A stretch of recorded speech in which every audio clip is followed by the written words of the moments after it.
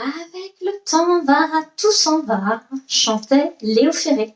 Eh bien, malheureusement pour ce syndicat des copropriétaires, ce n'est pas toujours le cas.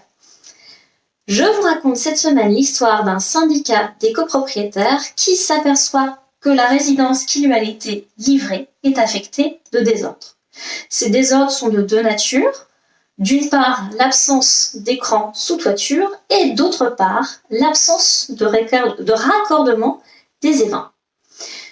L'expert judiciaire confirme ces désordres et le syndicat des copropriétaires assigne alors le constructeur et l'assureur dommage-ouvrage pour obtenir une indemnisation.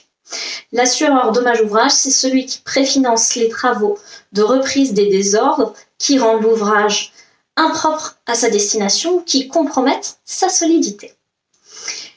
La Cour d'appel rejette les demandes à l'égard de l'assureur dommage-ouvrage pour deux motifs. Le premier, le risque représenté par l'absence d'écran sous toiture et l'absence de raccordement des évents ne s'est pas réalisé dans le délai d'épreuve de 10 ans à compter de la réception de la construction. Et deuxième élément, les désordres étaient apparents à réception. Mécontent, le syndicat des copropriétaires forme un pourvoi en cassation. Il soutient trois éléments. Le premier, les non-façons apparues dans le délai de 10 ans, puisque c'était déjà le cas à réception, créent un risque pour la santé des occupants. Deuxième élément, le syndicat des copropriétaires n'est pas un sachant, il ne pouvait pas se rendre compte de l'absence de ces éléments. Et enfin, troisième argument, quand bien même il aurait pu constater l'absence de ces éléments, du fait de sa qualité de non-sachant, il n'était pas en mesure de mesurer des conséquences de ces absences.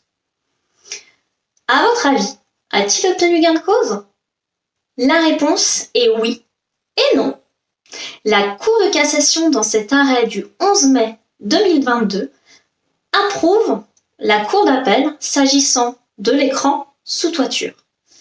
En effet, si l'expert a constaté un risque du fait de cette absence d'écran sous toiture lié en cas de vent violent, à la possibilité d'une chute de tuiles et à des entrées d'eau, ce risque ne s'est pas réalisé dans le délai de 10 ans.